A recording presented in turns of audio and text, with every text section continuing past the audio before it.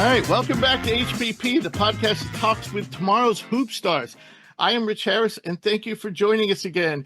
And today I am joined by Philadelphia's own Jake Kopstick, who is the leading expert of college basketball in the city of Philadelphia, perhaps the Northeast, with the exception of John Rothstein. But eventually Jake and I are going to somehow plan Rothstein's demise so he can get Rothstein's job. We haven't decided how to do that. What could we do? Maybe mess his hair up? That might put him in the, because he's really got perfect hair. Yeah, and the problem with mine is my whole family's Irish, and I stress a lot and I work a lot, so I'm starting to thin in the back. So I need to figure out a way to counteract that. Very nice intro you gave of me there. Yes, for everybody that any news in the city of Philadelphia basketball wise, follow me on Twitter at Jake Kopstick and the Big Five Pod. Just interviewed Ashley Howard from Villanova. Have some cool stuff coming right before the season starts. Because right now, Rich, I'm hoping that my butt will be in a seat at John Glazer Arena on LaSalle's campus 2 weeks from this exact time. Wow. Watching them play American. Also, Nice. I must correct you on one thing. You called me Philadelphia's very own. I went to school there. I don't live there. I'm close. Where do you live? I live in the suburbs in Lansdale, which, according to a lot of people, they are from Philadelphia. I'm here to tell you that's not correct. Those people are liars and they're lying to you. I'm close, but I'm not quite there. Right. But thank you. That was very nice to say. And look, as long as I just wish Rothstein would have some nicer things to say about Temple. I think he will this year, and we'll get into that. But he likes to take a take jabs at my alma mater, which I don't really appreciate sometimes. He's a New York guy, I believe, Rothstein. I think he's a New Yorker. Yeah, I think he lives there. Yeah. I'm not sure where he grew up, but maybe I'll see him tomorrow, or not tomorrow, Wednesday at the Big East. And see, I'm thinking if I could just mess his hair up, that he is so particular that it might actually just throw him off balance. He might end up like needing therapy and all kinds of stuff. And but anyway, so today we're basically what we're going to talk about is who does the better version of the song Africa? Is it Toto or Weezer? That's going to be the topic today. Huh. Okay. Do you have an opinion on that? I don't. I am a Weezer guy though. Island and Sun, Buddy Holly, all that stuff. My dad showed me that stuff growing up. So big Weezer fan.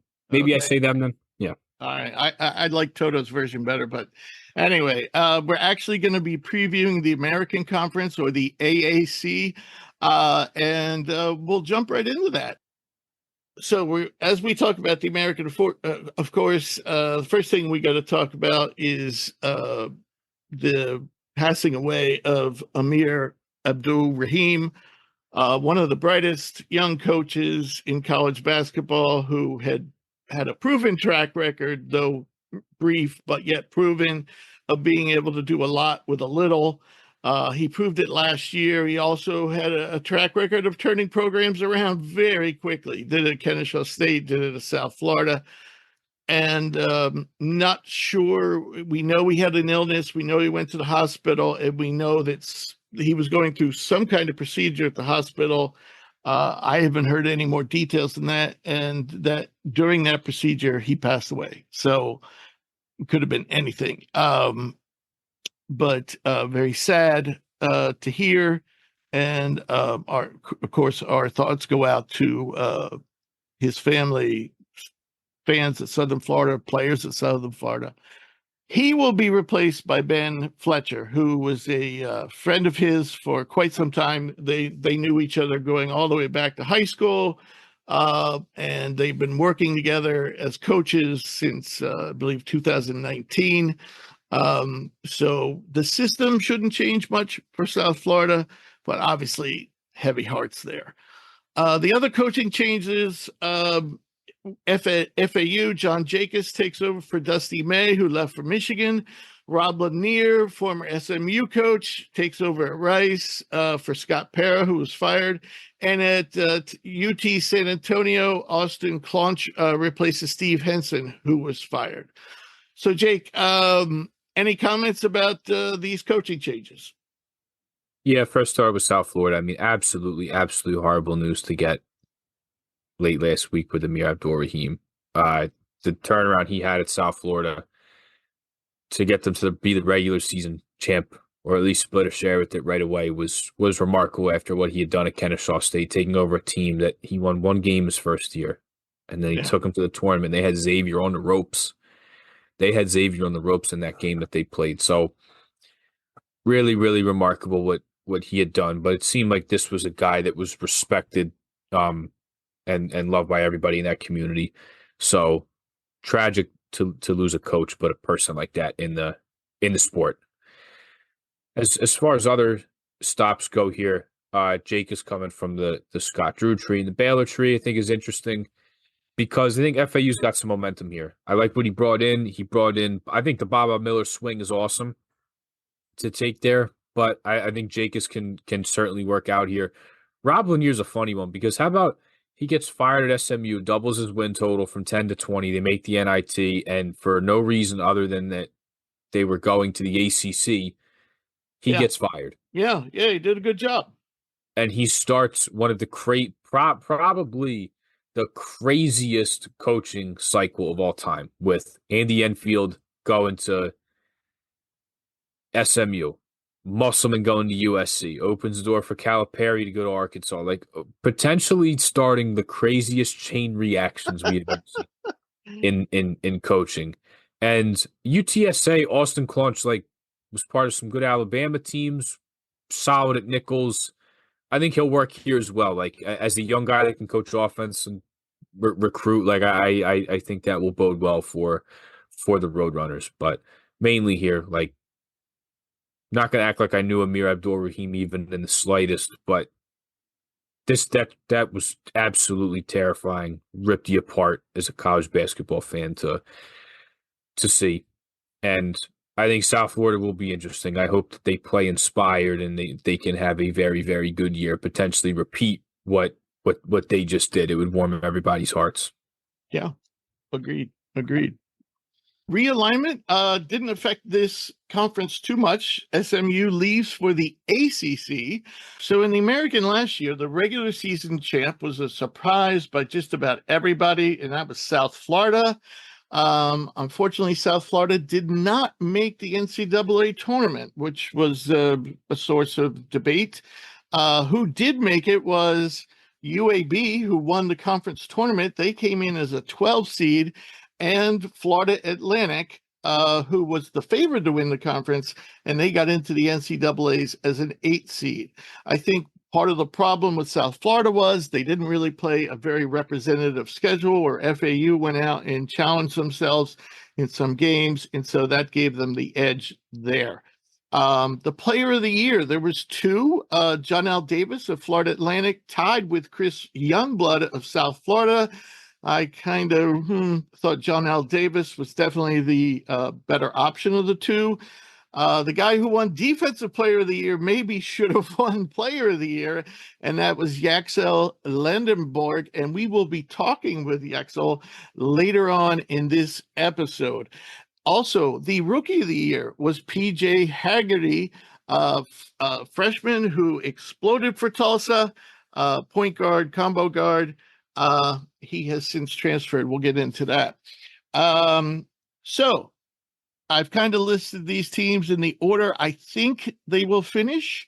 And we'll start off with Memphis. Memphis pretty much lost everybody. The list is so long, but I suppose the big players, the key players they lost was David Jones, their do-everything wing shooting guard who went on to the pros. Naquan Tomlin, who played very well when he eventually was cleared to play for Memphis. He, too, went on to the pros. Javon Quinterly also went on to the pros. Point guard who was in his sixth season, I believe. And the only guy of note to return is Nick Jourdain, kind of the glue guy for this Memphis team. Not a atypical player, or not a typical player, I should say, of Memphis, because he's not a flashy guy. He's more of a workman-like guy, but he had a really solid season. Power forward, he returns from Memphis, and then they hit the transfer portal really hard. They brought in Tyrese Hunter, point guard from Texas, Dane Danger, center from Illinois, the aforementioned PJ Haggerty, a combo guard from Tulsa, Kobe Rogers, a shooting guard from Wichita State, who I believe averaged close to, I don't know, somewhere between 12 and 15 points a game last year. Musa Cisse for Ole Miss, who didn't get a lot of playing time last year for Ole Miss, but the guy's got, if you just went on pure looks, he looks like an Akeem Olajuwon. Doesn't necessarily play like Akeem Olajuwon, certainly doesn't have the offense, and he's always kind of been an underachiever, but the potential's there. So they're the big guys coming in, but they also bring in Baraka Okoji, a combo guard from George Mason, and I think he was a pretty high scorer for George Mason last year. No, he wasn't. I'm staying corrected. He was a freshman last year for George Mason, who had a pretty solid year, and then they also bring in PJ Carter from UT San Antonio, and he was a solid reserve from them. So very efficient though, including in limited minutes, he shot over 4 threes per game, shot 40% from deep. So he's a shooter. And weirdly, or maybe not so weirdly, maybe because Memphis really has underachieved for a number of years, they really only have one significant recruit coming in. Usually Memphis has like 3 or 4 coming in. This year, they only have one top 100 guy. That's shooting guard Jared Harris, who comes in at 92 in the composite ranking. So he's a 4-star, no 5 stars on this team, and not even any high 4 stars. So yeah, and the news, I'll let you take over the news, Jake. Yeah, so the problem was Tyreek Smith was promised some money by the NIL collective there, and his mentor and like high school coach had put out that they weren't paying him. He put out a couple videos, said, "Hey, like he's not gonna he's not doing this just to do it. Like he was promised some money and was promised things, and it's not being delivered by the other side." So Tyreek Smith stepped away from the team for a day. He then returned to practice, and then he did not play in the charity exhibition that they had against Alabama, where Alabama steamrolled him for a good portion of that game. But just another addition here in the long line of off-the-court issues for Memphis, which is why I don't have any confidence in this team to be the champion. They'll be good. They're as talented. They are the most talented team in this conference. Strictly on paper and on talent. They are always the most talented team. Always. Not a doubt that they're the best team talent-wise. Cohesion-wise and coaching-wise is what I worry about. Yep. They're going to be good because the talent will get them far. I don't think they're the number 1 team. Rich, they've only been second one time since Penny's been there. Like they haven't won a regular season crown here. So I have no prior history to go off of to say that they can do it. Well, and trust me, I'm a slow learner because, every year I look at the talent. Every year I say, okay, I got to pick him first, and I'm doing it again this year. But I've learned this much. If I'm wrong, I almost half expect, if not more than half expect me to be wrong. I just figure that somewhere they're going to get it right. Now, I will say that for once, there is a good mix of veterans here, and it's not like overly freshman laden like it was a few years ago. Basically makes me wonder, is Penny changing his strategy, or are freshmen maybe not so keen to go to Memphis anymore? I wonder. But yeah, it's always something there. And to your point about, they're not bringing any freshmen this time around, I think that the portal is the way it is. And Penny has money, or at least I know I said they haven't paid. Tyreek Smith hasn't been paid, and here I am saying they have money, but they have the FedEx money. It seems like they have a lot of boosters and a lot of resources relative to this conference that they really just can buy a new team every year is what it sounds like. Sure, it's great to bring in a guy like Jared Harris, who actually played pretty nicely in the charity exhibition against UNC, but when you can just get a whole new team of guys that have played before, why not just do that? Why not? Yeah. I mean, the risk is much lower. And if you notice, they stayed a lot. A lot of these guys are in conference guys. So of their 8 big transfers, 4 of them are from the American. So they're already proven that they can do well at this level. Right.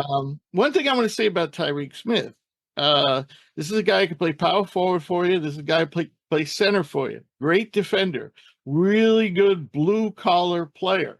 Again, interestingly, he's a lot like Jourdain, and Jourdain's probably a little better offensively, and Tyreek Smith is probably a little better athlete.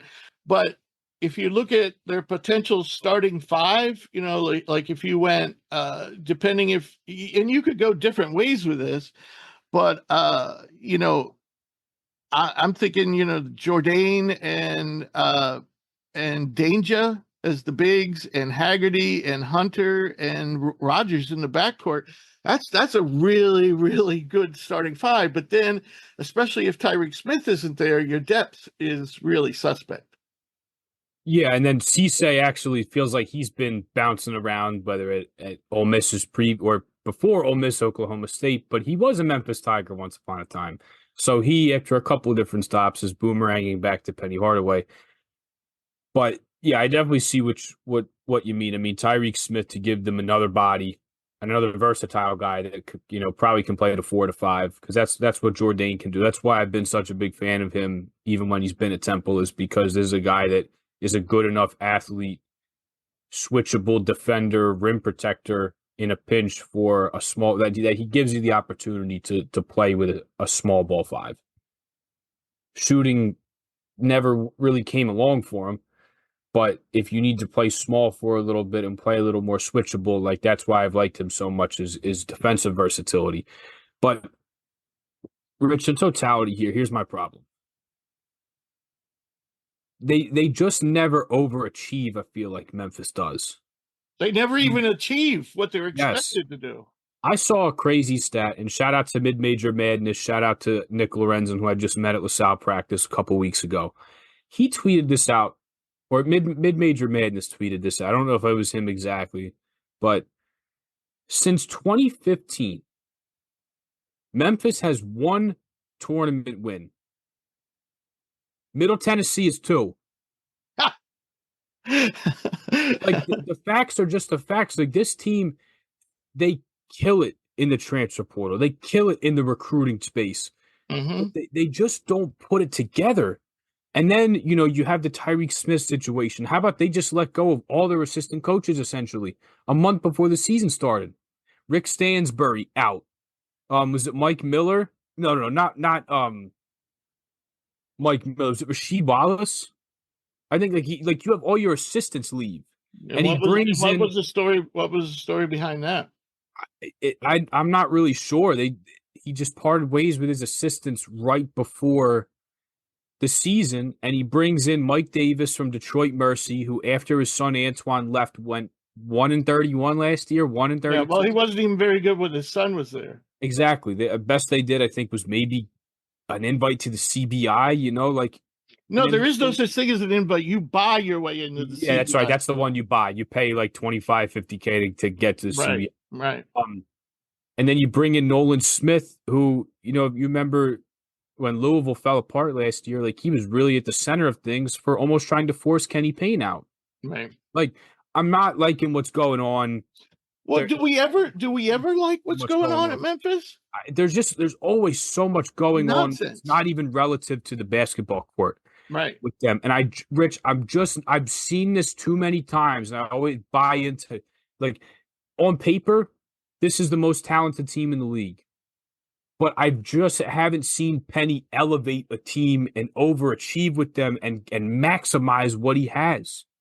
So I'm not going to fall for it again.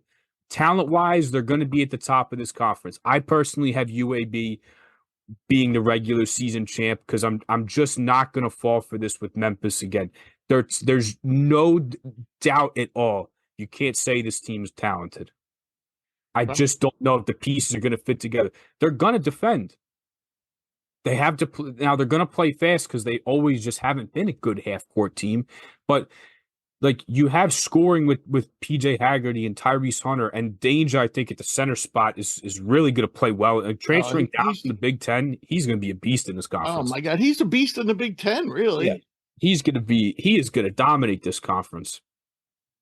But how well the piece is going to fit together. When you have to play a team like North Texas who's going to slow you down, are you going to be able to win a game like that, which they couldn't last year? Like, I just haven't had a reason to trust this team, Rich. And I'm not going to do it again this year. They have the talent that they'll be towards the top, but I'm going to take UAB as my winner. I hear you. All right, let's talk about your alma mater, team I'm really high on. Before we start, Temple made a run to the conference championship last year, just fell just short. And from that team, they lose four maybe quality players, but I don't think it's anybody that's irreplaceable. They lose Hasier Miller at point guard. He transferred to Virginia Tech. Jordan Riley transferred to East Carolina. Jahil White stayed in the city, transferred to LaSalle, and Sam Hoffman moved on to the pros. But they still bring back some key players from last year and some untapped potential, I think, in a lot of these players, starting with power forward Steve Settle, who has some shot blocking skills, can do some shooting, can score. And then we have Shane Dezzoni from a transfer from Vanderbilt, got some playing time finally last year. At shooting guard, Zion Stanford, small forward, Matteo Piccarelli at shooting guard, and Quante Berry also a shooting guard. But the portal was very kind to Temple. They did a nice job there, starting off with Jamal Mashburn Jr., combo guard from New Mexico, great scorer. He's a bucket, loves the mid-range. Lynn Greer comes over from St. Joe's, really good, steady playmaker. We have Elijah Gray, forward, coming over from Fordham. Jameel Brown, who was a high recruit, coming over, shooting guard from Penn State. And Muhammad Kita, who's a big body, coming over from Tulsa. And then they bring in a 4-star in Tunde, Duradola. I got it. A power forward who he reclassified, and I'm thinking he comes in as the composite, depending on where you look, somewhere between 100 and 120. I'm thinking he might be really more of a top 100 guy. Jake, you've seen him in person, so you could comment on that. They also bring in Dylan Battle, 3-star forward. So what do you make of your alma mater? I think they look pretty darn good. I agree with you. And here's why I'm so high on them. I think they were so their preseason coaches poll top 6. Okay. I think this is a top 5 team. Easy. They can easily crack the top 5 and be between 3 and 5, potentially higher if everything goes well. Because, Rich, you'd be hard pressed to find a team that has the depth at the guard position that this team does. Look at how deep they can go with. You bring in Mashburn, who's been in college forever, who's a bucket, can shoot, can create his own looks. Lynn Greer, bigger guy, defensive-minded guy, will probably guard the other team's best player most nights. Guy who can put pressure on the rim, can score in the paint.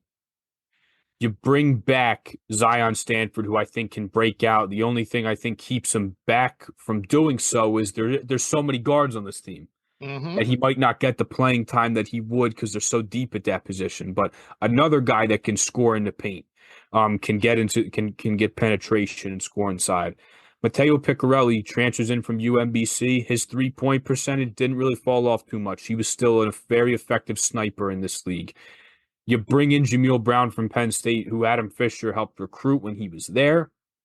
He's another floor spacer. So you add another shooter on top of Piccarelli, add him to Jamal Mashburn, and then a guy that Adam Fisher talked quite a bit about at media day for the AAC was Quante Berry, who redshirted at Providence and then played his redshirt freshman season at Temple last year. Like, there is a war chest of guards here that other teams aren't going to be able to match in this conference. And then if they're going to need some size, Steve Settle is a stretch big because they want to play that pro style kind of 5-out pace and space.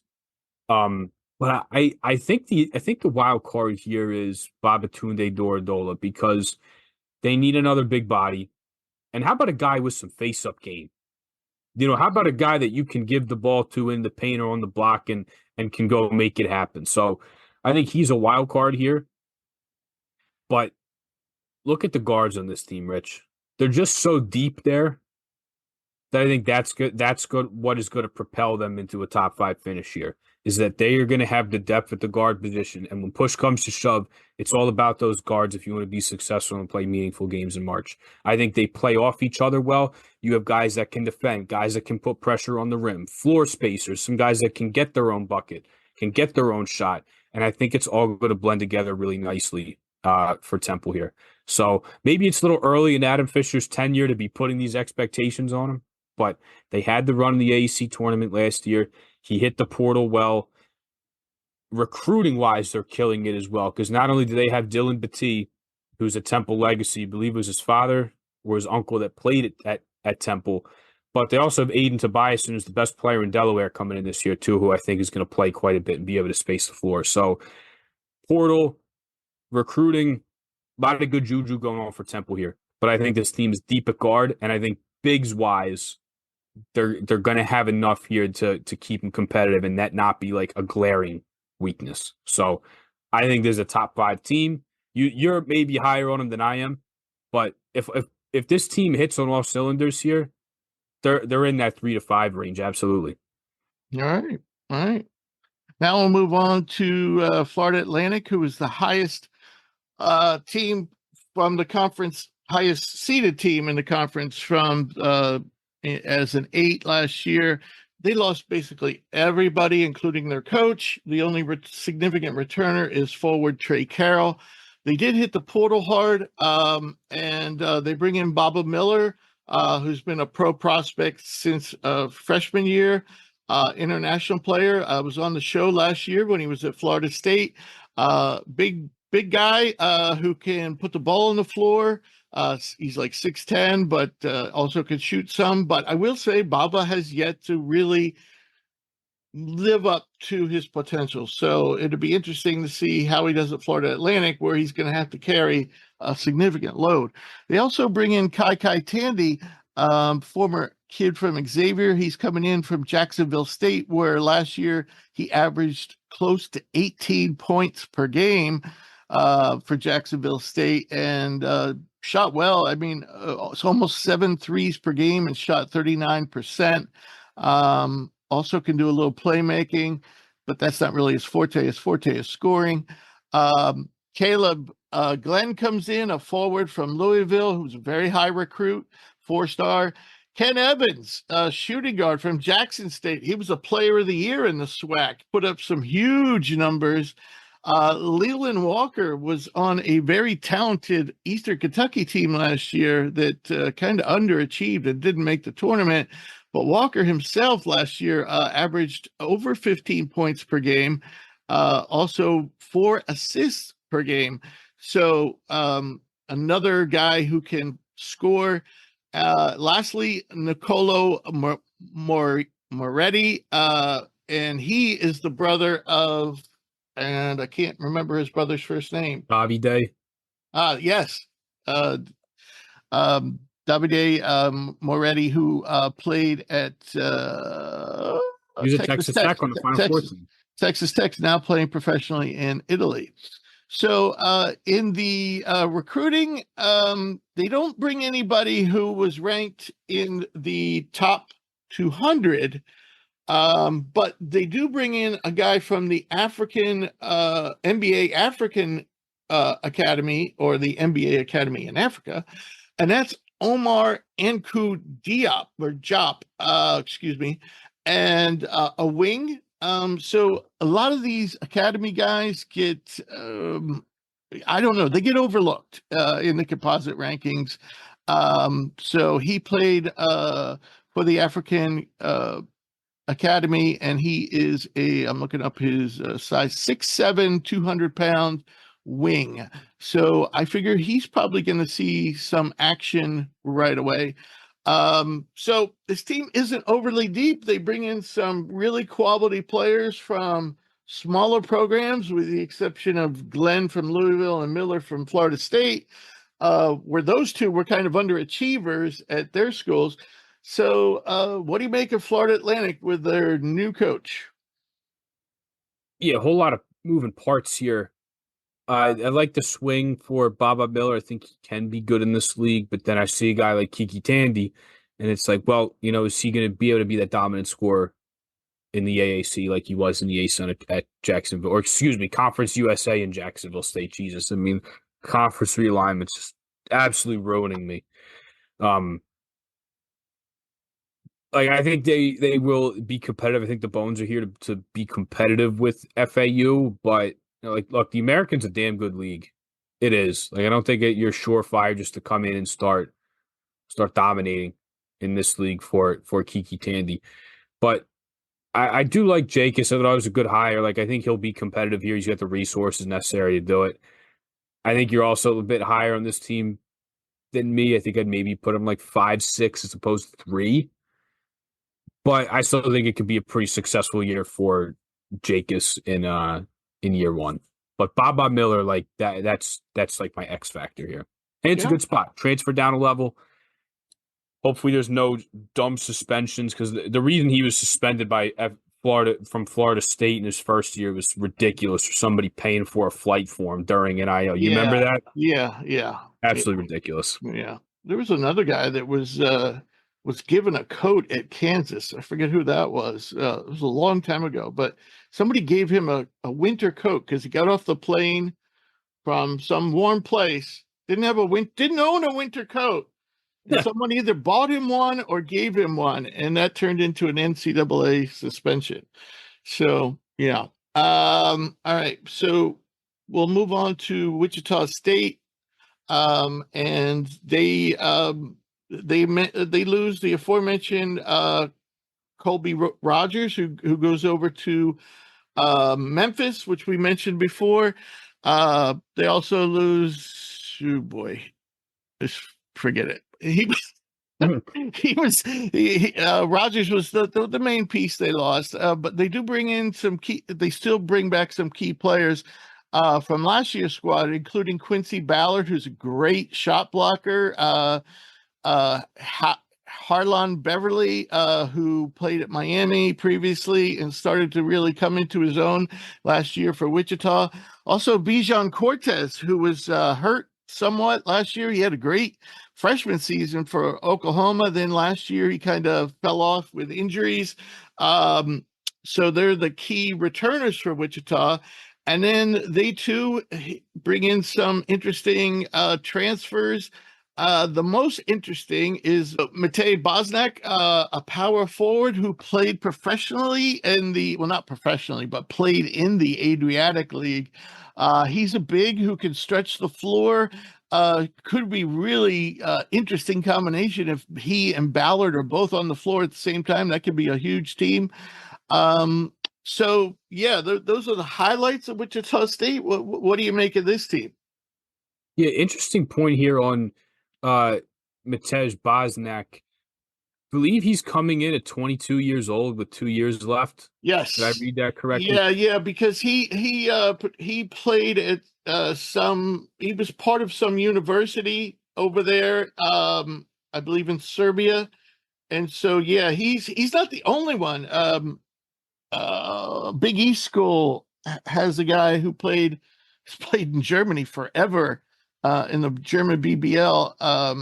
And I'm drawing a blank on his name, but he too, if you go to the website for Creighton right now, they don't have a class listed for him because I think they're waiting for the NCAA to give a ruling on like how many years he has left.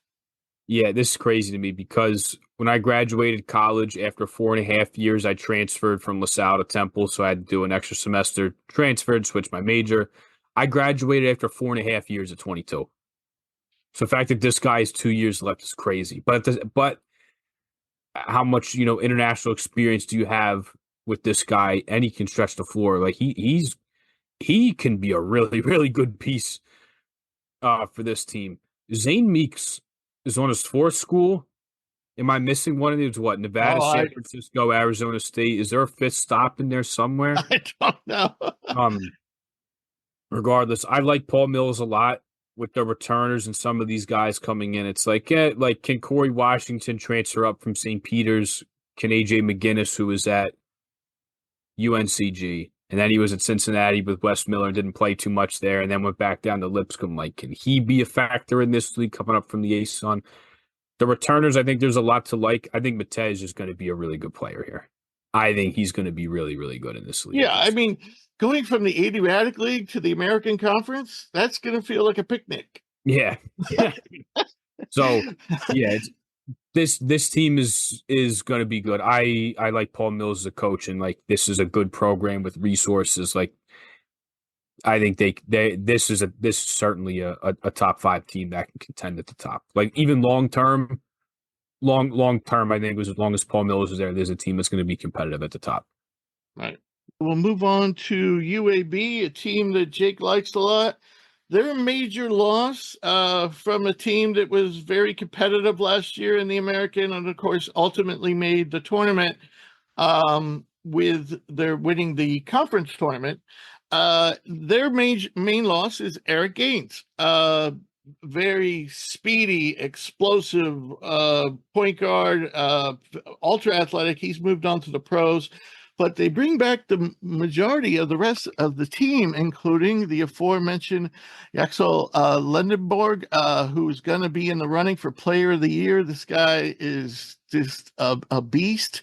Did you know that he played something like a total of like 16 games in high school? I know he's kind of like a weird story because he's from Jersey. I think he's a Yes, Pennsauken he's like guy. Conshohocken. Pennsauken, yeah. Pennsauken, right. Yeah. So he hardly played in high school, started off in JUCO, and now he's one of the best players in this conference, which we will talk to him more about that later on the show. And he's surrounded by some great shooters, Bada Johnson and Alejandro Vasquez. These guys can fill it up. They also bring back power forward Christian Coleman and combo guard Tony. From the portal, they weren't super active. They brought in some guys. Probably the best of the bunch was point guard Tyron Moore from Georgia Southern and wing Greg Gordon from Iona. Doesn't seem to be a ton of depth on this team, but they bringing back that core from a very successful team, including a Player of the Year candidate who dominates on the inside, and then you got those 2 sharpshooters to complement him on the outside. My main concern is, Gaines was the guy who stirred the drink. Is Tyron Moore or somebody else up to the task of playing, running the show? I think Greg Gordon, like it's tough losing a guy like Gaines, who's a dynamic athlete who could score, but I think Greg Gordon can help because Greg Gordon's a nice athlete who can attack, who scored a lot at Iona. Like, I think Greg Gordon can soften that blow a little bit. And I think the bones are here, especially with an anchor like Lendeborg on both ends, to bring back the pieces they do with some shooting with Bada Johnson. Alejandro Vasquez just destroyed Temple the 2 times he played him. I mean, this guy was lights out. I think he was 8 for 9 in the 2 games he played him from 3. To have a guy like that, to have an athlete like Christian Coleman, and another ad I kind of like, not that he's going to have a crazy impact, but like especially when I watched UAB play Temple, why were they such a mismatch for him? Because they had size, they had length, they had athleticism. And now they're going to add Ezewiro, who was at St. Louis. He was at Georgetown. He was at LSU and just kept getting screwed by his coach leaving, I think 3 straight years. He now ends up at UAB, but you add another big body in the middle who could score a little bit. and I think is a really good backup to Lendeborg. Like, they have a nice athlete in Christian Coleman who helped with that. They have size, they have length, they have athleticism. There's some shooting here. Gordon's going to help with the athleticism part as well. Like, a team that just came off the tournament, and I know they're losing Eric Gaines, but they're bringing a lot back and they're adding quite a bit as well. I think this is my regular season champ, Rich. I trust this team more than I do Memphis. Right. With all the returners. So I like what this team has defensively, also offensively with what they bring back, and like they might have the best player potentially in this conference in Lendeborg. So I'm going to take UAB. I think you have them way too low. I'm going to take UAB to win this conference, and I get it. It's chalky. They were good last year. They were top. They were the 5th seed in the AAC last year. They made the tournament, but I'm going to take them to win the regular season here. All right. All right. By the way, more, coming from the ACE, or no, not the Sun Belt. Georgia Southern's in the Sun Belt. So that isn't the Sun Belt and the ACC aren't that far apart, in level of play. And so last year in the Sun Belt for Georgia Southern, he averaged 17 points per game and 3 assists per game. And his shooting splits were very nice: 47 from the floor, 41 from deep on over close to 6 attempts from 3 per game, and also 87 from the line. So, he should be a very nice replacement, and I think he's going to be one of the keys to this team because he's going to be the replacement for Eric Gaines. All right. So the next team we're going to talk about is the aforementioned South Florida team, who's going to be playing with a heavy heart this year. New coach because of the passing of their coach unexpectedly. So what they lost from last year's basically their 3 best players, certainly their 3 leading scorers as well. Chris Youngblood, of course, was co-player of the year. He moves on to Alabama.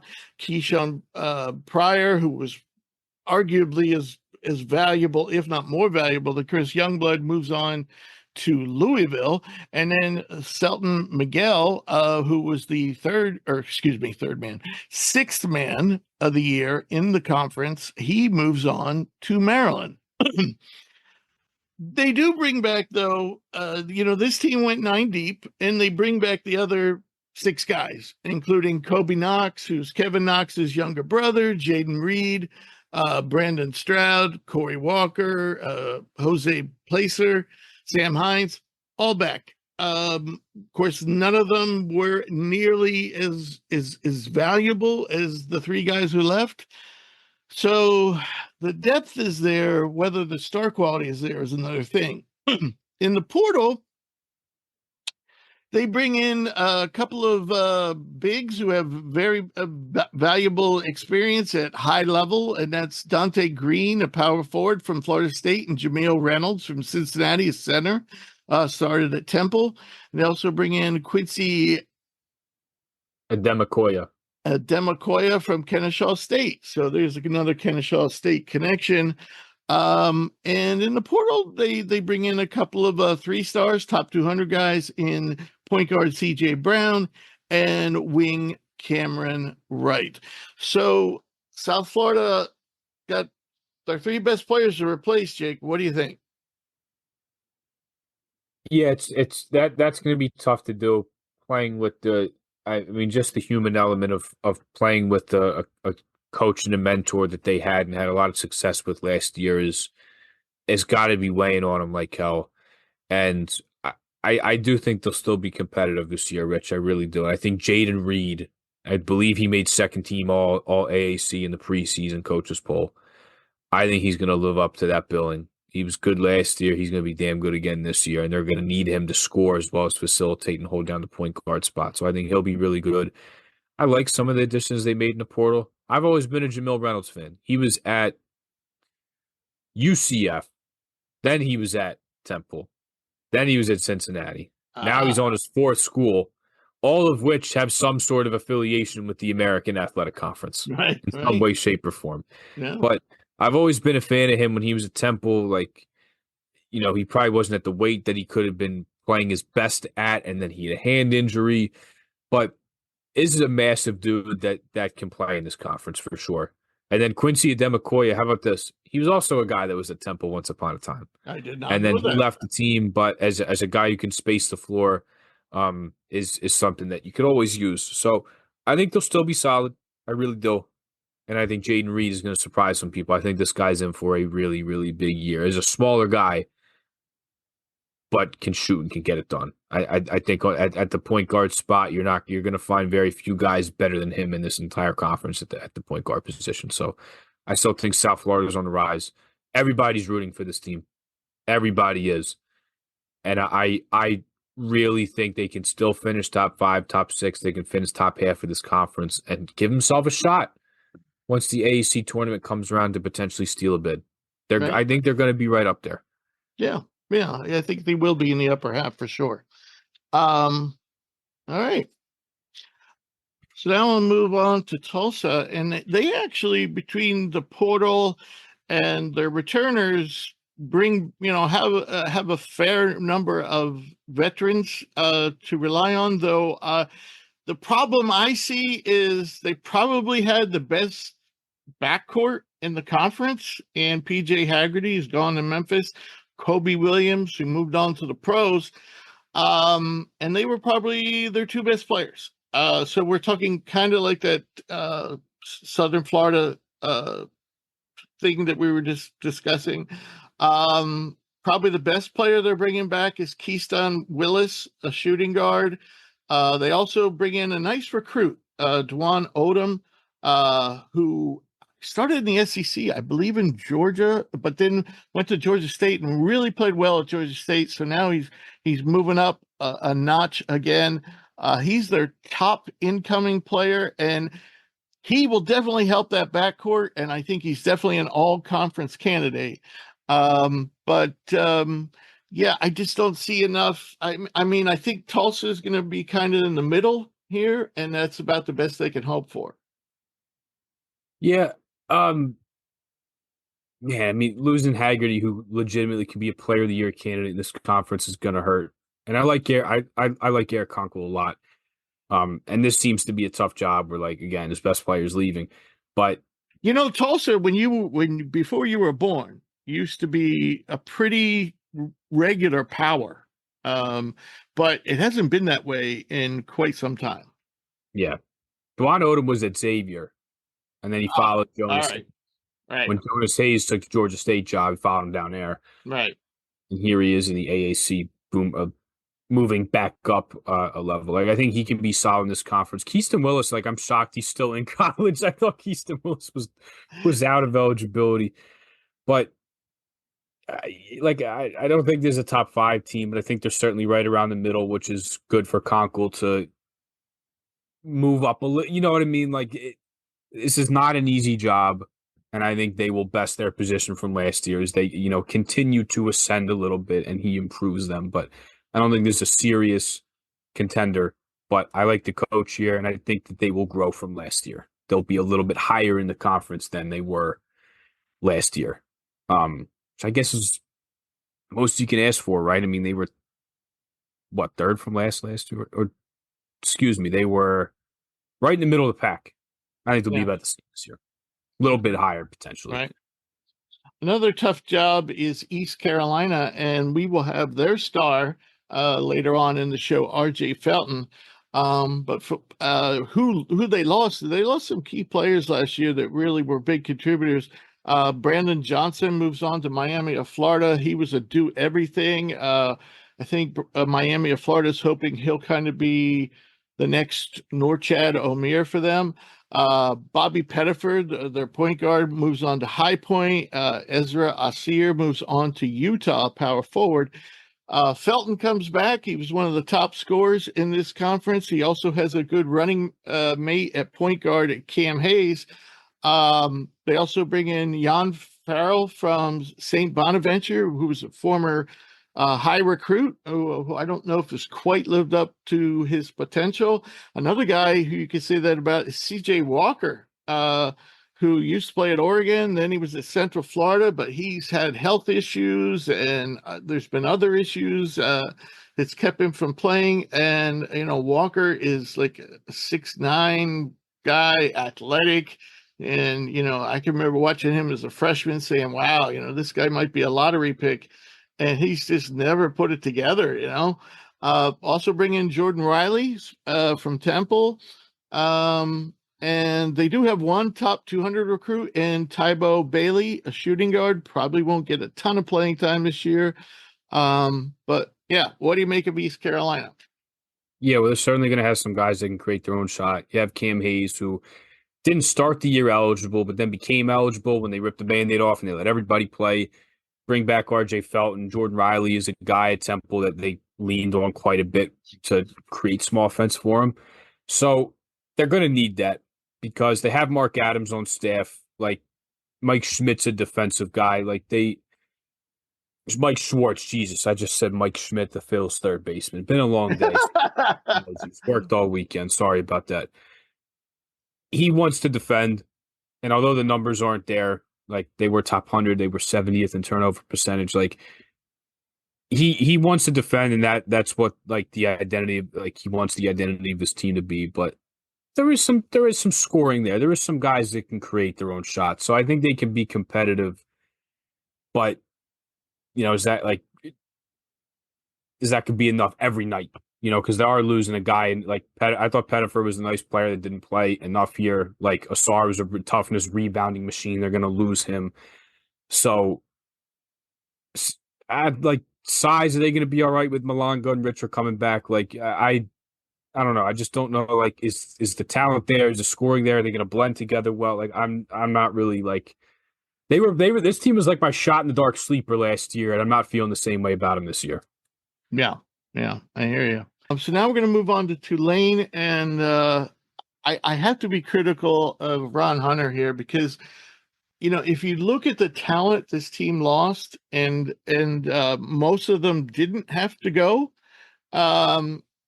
they really had an impressive starting five, if you ask me. And this team should have been, really competing for the top of this conference. I mean, Sion James, point guard, left for Duke. Kevin Cross is power forward, moved on to the pros. Jalen Forbes, shooting guard, moved on to the pros. Colin Holloway, small forward, moving on to Sanford and might be their best player. Kobe King moves on, a combo guard, moves on to Butler, and is certainly going to start for Butler. This team really had a nice starting five, and they didn't do much with it. So, yeah, they were a disappointment for me last year. They don't return a lot. Probably the best player they return is Greg Glenn, power forward. They did get some interesting talent from the portal, and all these guys were former high recruits, but none of them have yet to put it together.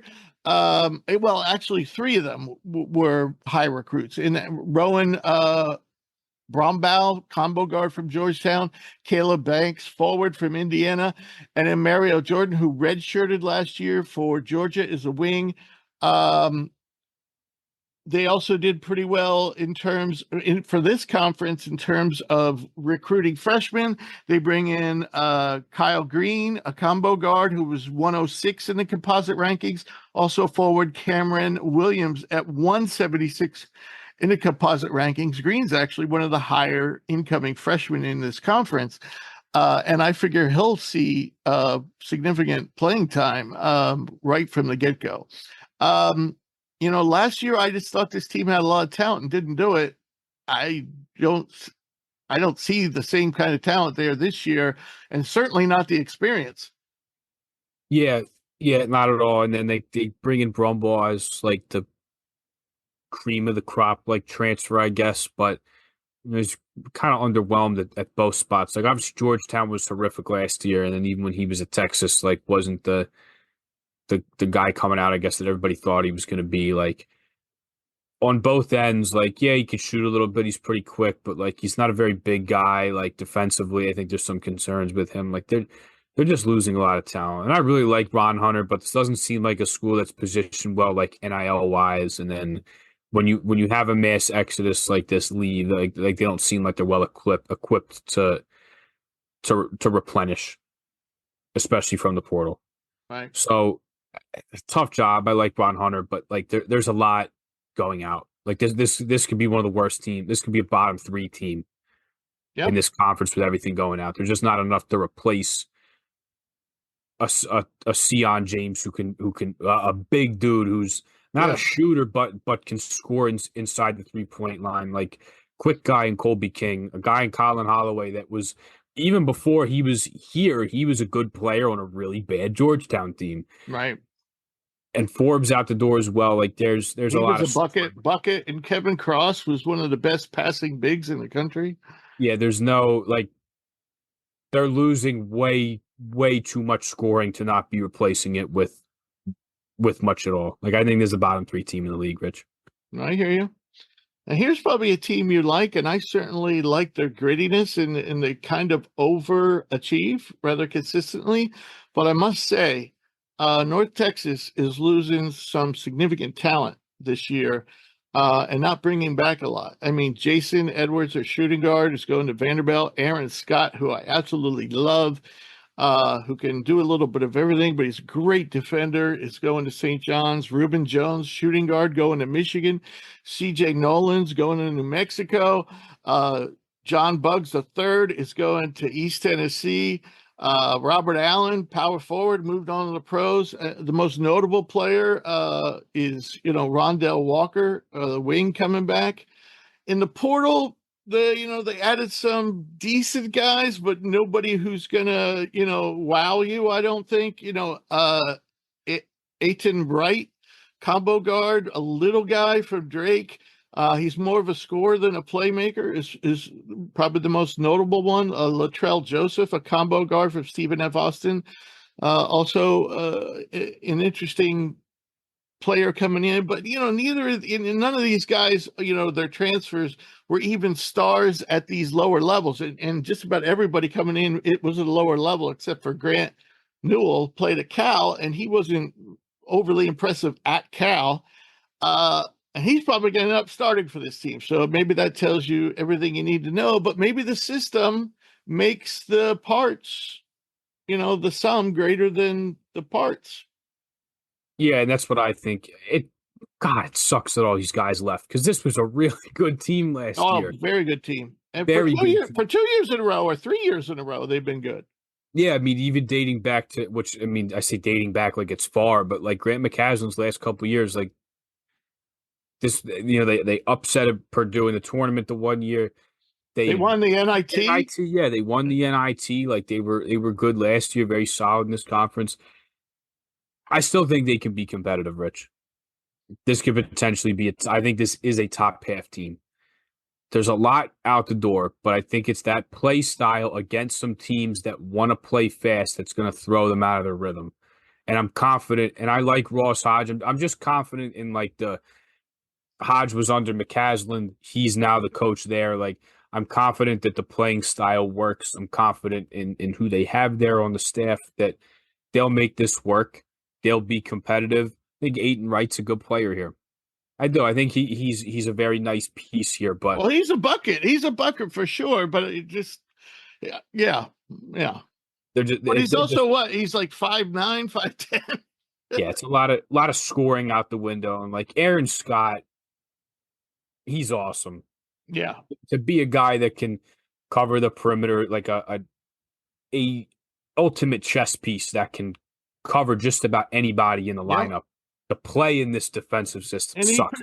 He pretty much can play.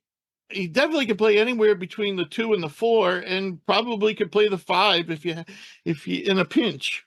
Yeah. So it sucks all these guys are leaving. This is a really good team last year, but I'm confident they can be competitive with the coaching staff they have, and that play style, like X and O wise, like I think it'll out scheme people, and it'll throw teams that want to play fast, like a Memphis. Temple I think will play pretty fast this year with the personnel they have. Like I think it'll throw some teams off, and they'll be in a lot of games and surprise some people. Right, I hear you. All right, so we'll group the final 3, the teams I put in the bottom. And we'll kind of just group them together. I'll get your thoughts on them collectively. If any one team stands out, if there's any one player you want to talk about, but it's pretty much more of the same where you're losing more than you're bringing in.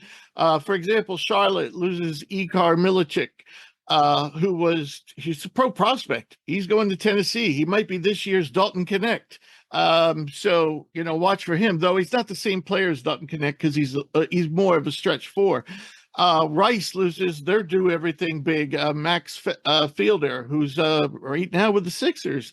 I don't know if he's going to make it, but I hope he gets a two-way with them. I think he got waived. Oh, did he? Poor Max. Last time I looked, he was on the roster. He'll end up playing for the Delaware. What's the Sixers? Bluecoats. Yeah, he'll play for them. Max was on the show last year. Great player, excellent passing big. He's gone for Rice along with some other guys who could fill it up. And in Texas San Antonio, they actually might have the most interesting. They lose everybody basically. I mean, there's nobody coming back for Texas San Antonio, but they do have two interesting among a number of transfers coming in. And their top two, I would say, would be Damari Monsanto, who's one of the best outside shooters in the country when healthy. He injured his Achilles 2 years ago. Last year, he wasn't at 100% coming back for Wake. Didn't really start for them much. Didn't get a ton of playing time and clearly wasn't himself. But the year before, he was really coming into his own. He's got good size for a wing, can really fill it up. He might be a player of the year candidate, certainly an all-conference candidate in this conference for Texas San Antonio. And also Primo Spears, who's kind of been an underachiever, and jumped around, I think Georgetown, then Florida State last year. But point guard, those two will actually, is a nice two pieces to start around. But like I said, they lost everybody. I mean, everybody. So, Jake, out of Texas San Antonio and Rice and Charlotte, do you have any thoughts, any hope here? Not really for any of these teams. Charlotte was a really good story last year. Funny enough, Ron Sanchez, who left to go to Virginia, is now going to be the head coach there. Right. So it worked out really well for him. And Aaron Fern comes in there, and they were competitive last year. They were leading this conference. Oh yeah, they were in a battle with South Florida for the longest time. And then, unfortunately, they got ravaged by the portal when people realized how good they were. I think there was. Did you see the?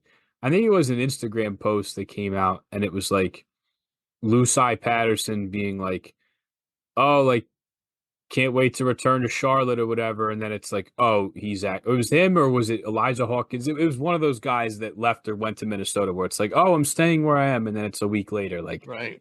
Oh no, he's not. He's leaving. So their three best players leave. And Patterson might actually start for Minnesota.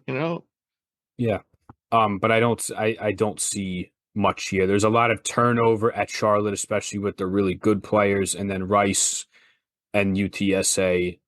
I think I probably like UTSA's transfer haul just a little bit more. I mean, we're arguing for like the bottom two teams in the conference here, but I do like Claunch being a good offensive coach. I think Monsanto can certainly put up numbers. Primo Spears, maybe it's empty calorie numbers, but I think he can put them up because they're going to need people to score. But maybe I like the UTSA portal haul just a little bit better. Yeah. But again, we're arguing over who we think is like, but gonna bring up the rear here.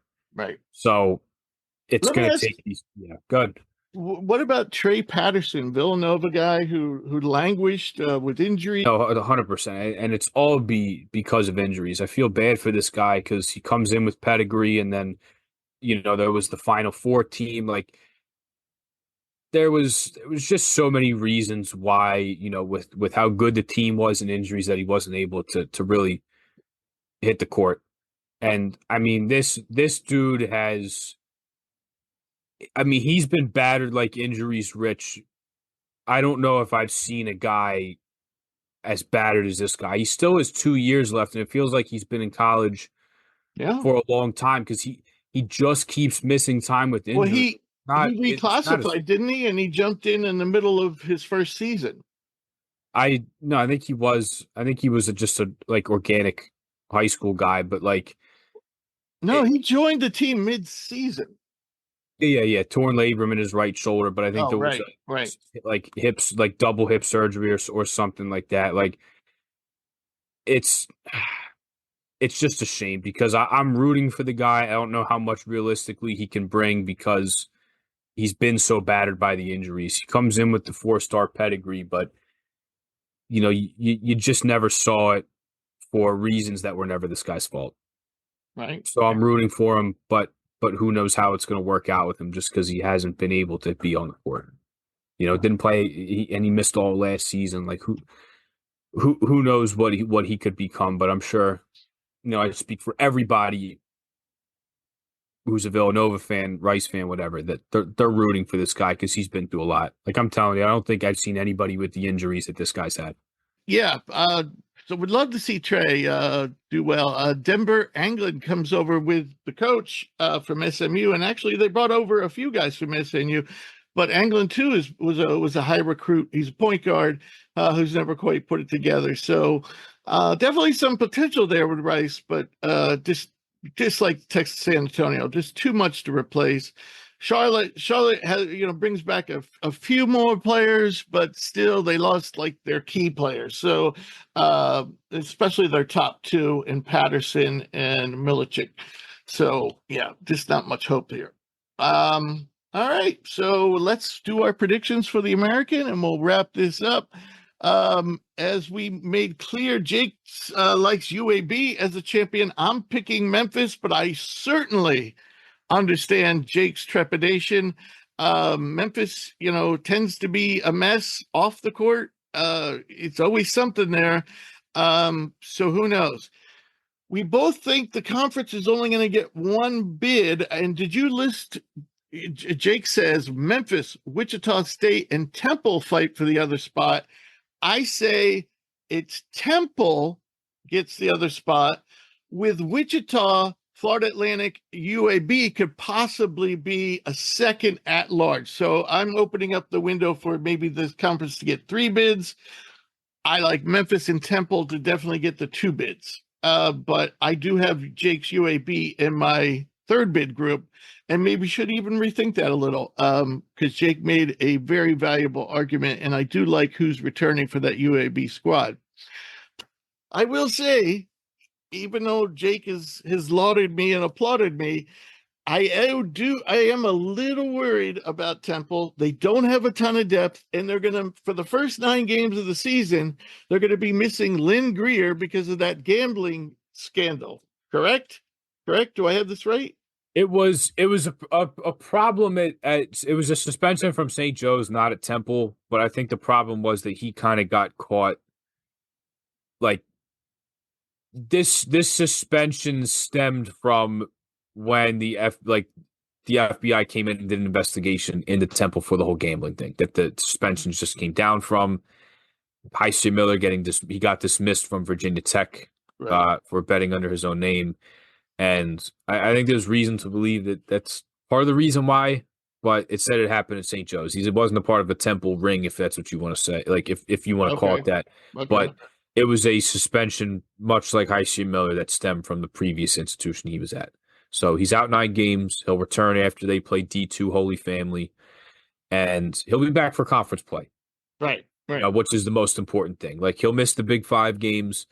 It's not exactly like a gauntlet of a non-conference slate for Temple, because the Power 4 schools do not want to schedule teams like Temple, and they don't want to schedule AAC or A10 teams. So it's hard for these schools to get good opponents and to play Power 4s. But I think this team will still be able to stay afloat. And then when they need him for the grind of conference play, he'll be there. But he is going to serve a 9-game suspension for now. Right. And like I said, I think when you look at beside Memphis, when you look at the starting lineup that Temple can put out there, especially if the big guy freshman comes through, this team could be, really powerful 5-6 deep. Mm-hmm. But their lack of depth, I think FAU has better depth. Everybody else is kind of hurting for depth, but FAU and Memphis has it. But so FAU might be the smart pick, for me here, but I'm going to go with the Owls. Player of the Year. We both like our guest, Yaxel Lendeborg, to win Player of the Year. Defensive Player of the Year. Jake's going for the double header here. He's also picking Yaxel to win Defensive Player of the Year. I'm going with Memphis's Tyrese Hunter to win. He's a great on-ball defender, and that's who I like. Newcomer of the Year. You can't pick PJ Haggerty. He played for Tulsa. Jake also put Jamal Mashburn. I picked Jamal Mashburn. Jake picked Jamal Mashburn. Our picks aren't that different. Any final thoughts on the American, Jake? No, I mean, look, this is a damn good conference. It really is. Even if you don't see like the bids to the tournament. And look, even when Houston made the Final Four the one year, they only had 2 teams get in. It was Wichita that ended up losing to Drake in the first 4. Like, this is still a damn good conference. They are that group of 5 just below the Power 4 now. This is a good league. There's a lot of really good hoops, night in and night out. Yeah, I guess that's a mess up on my part for putting Haggerty. Isn't that weird now, though? You got to account for, like, yeah, he's not new to the conference, but he's on a new team, and he's probably going to explode. Like, I mean, he's a player. The whole weird thing. He's a Player of the Year candidate. If you absolutely. Absolutely. Hey, Mashburn, like preseason first team all conference. So yeah, he's certainly in the driver's seat. Who was the was this the media's or the conference coaches? This was media. I want to say they just had the media days, last week. Look it up again. But Mashburn was on that he was preseason first team. Okay. Funny enough though, because when Mashburn committed there, I was like, what's the connect? I was trying to figure out what like the connection was between Adam Fisher and between Mashburn. And how about this? He actually recruited him in Miami. Huh. That's where it's from. That's where the connection is from. I was trying to figure that out, and I also his father suffered the most painful loss of all time in college basketball history in Philadelphia. Oh, he was that, yeah. Yeah, his father was on that Kentucky team that lost to Lakener, making the last second shot. Yeah. Yeah. So we'll roll our interviews that I did a few days ago with RJ. We'll start off with RJ Felton from East Carolina, and then we'll bring on Yaxel Lendeborg, our pick for Player of the Year, and Jake's pick for Defensive Player of the Year. And so Jake, I'll say goodbye, and we'll see you soon for the big. We're going to preview the Big East. Good seeing you. Likewise, thank you. All right, talk to you soon. Our special guest today is East Carolina senior guard RJ Felton, an All-AAC selection last season. RJ averaged 17.3 points, 6.06 rebounds per game, also 1.8 steals per game. He finished in the top 10 of the conference for field goal percentage, effective field goal percentage, steal percentage, player efficiency rating, win shares, and plus minus. RJ, welcome to the show. How you doing today? I'm doing fine. Just got done eating with the coaches, with some of my coaches. Cool. I know you're on the opposite end of North Carolina, but did Hurricane Helene affect the ECU campus at all? Not really. It didn't really affect the campus like that. It was more spot raining more than anything. It'll rain down. It'll pour down for 25 minutes, and then it'll stop all of a sudden. So the weather was more bipolar than anything. Yeah. My thoughts go out to the people at UNC Asheville and the whole Asheville area that they were hit hard. So I got to ask, and this is a fun question. How many times have you been asked if you're Raymond Felton's son? Man, I would say 100. I'll say 100 times. Like, I always get that question asked most of the time. Do It's you, like, do, are you kin to Raymond? Are you kin to him? Yeah. and the answer is no, right? Uh, I would say, uh, I, I would say we are in some relation. Like it's on my dad's side of the family. Right. I never got a chance to like meet him in person. I got a chance to meet Jalid and Jasheen, but I didn't get a chance to meet him for once. So Right. I would say until until we be like, oh yeah, we cousins, like at a family reunion or something like that. I'm just gonna say it's kind of I hear you.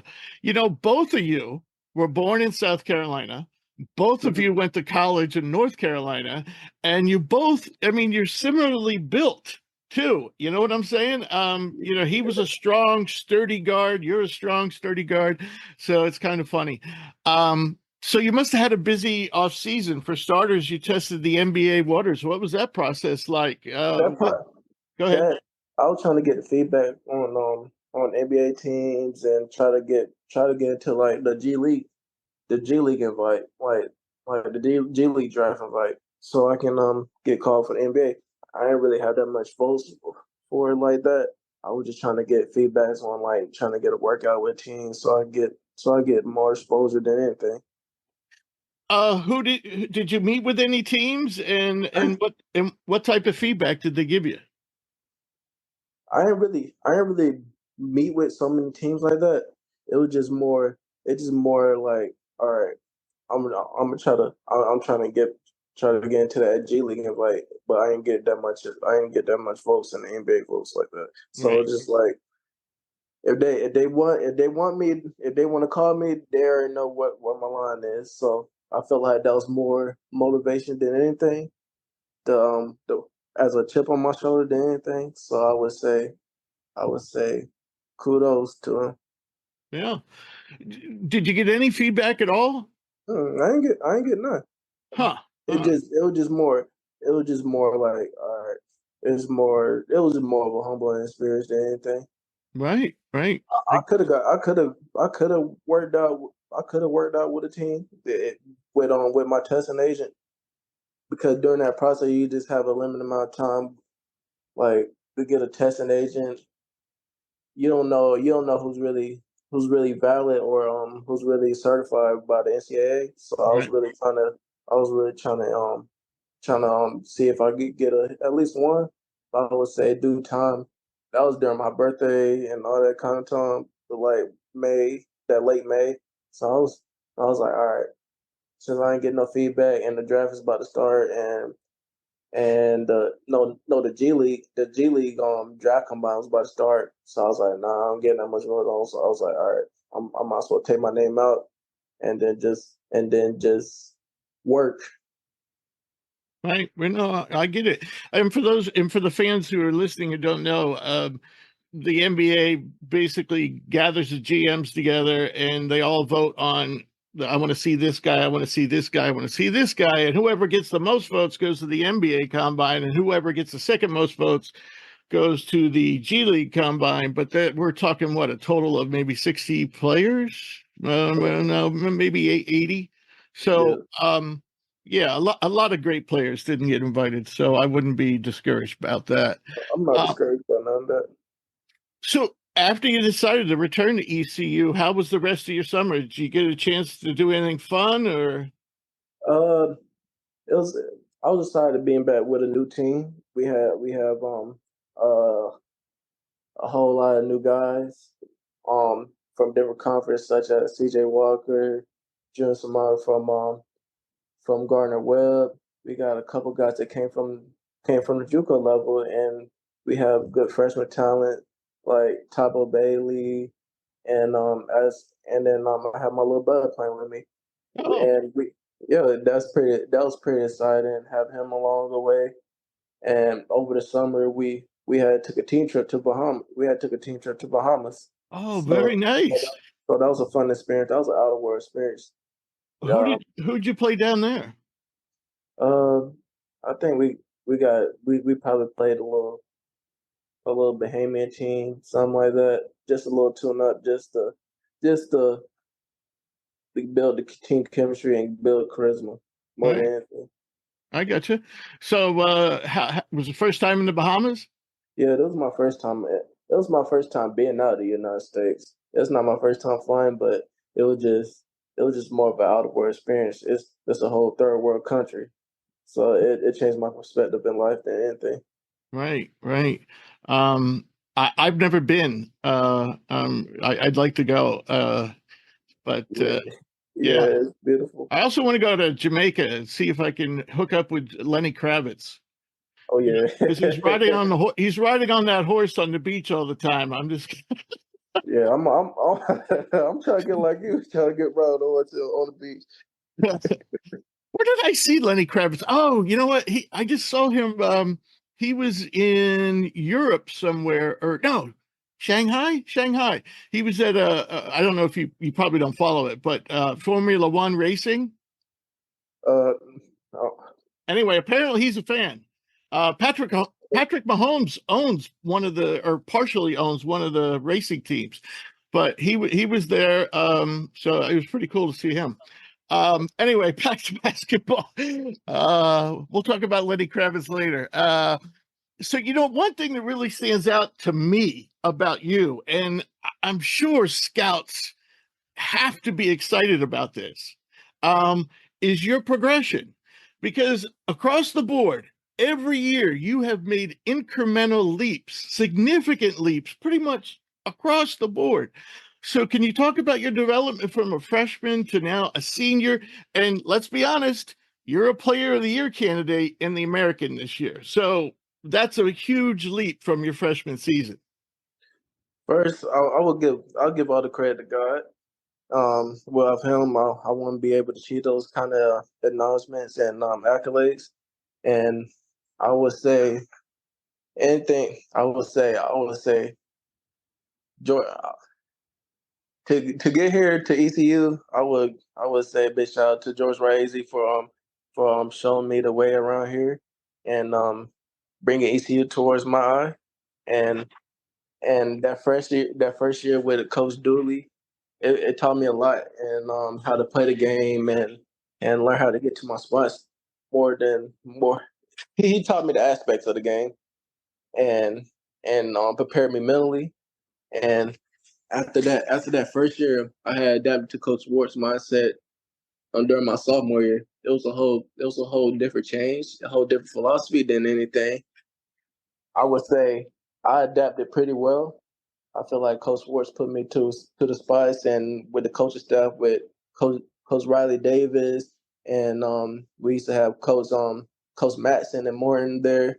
They used to teach me a lot of things and how to move out the ball and my shooting mechanics. Mm-hmm. And we have a former NBA player in Reggie Williams. He taught me a lot. That's one of my favorite coaches. Reggie Williams from Georgetown? Reggie Williams from VMI. Okay. He teach me a lot.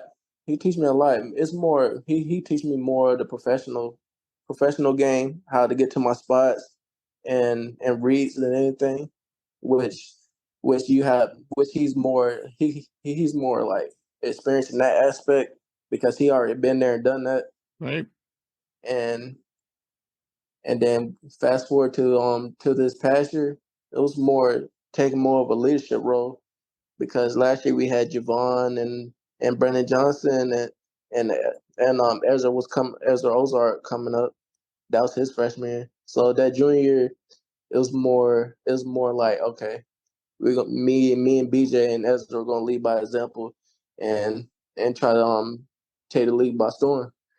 I would say that with that year right there, that was more, all right, now I'm getting the hang of it. I'm comfortable now. So yeah. Okay. You talked about some of the guys that are joining, and you just mentioned some of the guys who left. So for the fans, I'll say Brandon Johnson, Bobby Pettiford, and Ezra all left, but you and Cam Hayes are still in the backcourt, and you mentioned some of the newcomers, including Jan Farrell, Jordan Riley, CJ Walker, all coming in, plus the freshmen. How would you say this year's squad is shaping up? And is there one particular teammate who stood out so far in the preseason? I say with this year's squad, I feel like we're more bonding than anything. That charisma is already there. Me being as they look at me as the leader or the captain of the team. I started during the summertime. I would just do like a cookout with the guys, get on the grill, throw some dogs or pork chops and stuff like that with the guys, just to build that chemistry up with the guys. I would say adding Jordan Riley, American guard, which he averaged like 14 to 15 points a game at Temple, and they went to the conference championship. Right. And they lost to UAB. So I would say having that guard caliber, and you got Jan Farrell that came from St. Bonaventure, I would say he can shoot the ball at a high clip, which can stretch the floor, and he can be that tweener 3 to 4 that if you get a small guard on, he could just post up, and if you get a typical 4-man, he's gonna go past him and using his guards instincts. I would say the player that stuck out, I would say, would be the two players I would say that stuck out and got my attention is Deshane Woodard and Travion, and then Travion Lobox. I forgot his last name. Are they the JUCO guys? Yeah, the JUCO guys. Wow. Nice. Mm-hmm. One thing I was thinking was when you look at the roster. Now, I think the American, beside Memphis, it looks pretty darn wide open. And when I look at your roster, the one thing that concerns me is I'm thinking that you need some Sear Malanga to step up, or some other big, because there isn't a proven big on the roster. So what are your thoughts on that? And how's Sear coming along? And are there any other bigs you think that could make an impact?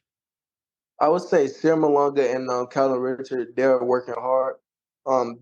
We're drilling them to the T, to the point to where like in the game it's going to be like, hey, it's you got to be the guy to stop a guy like Yaxel,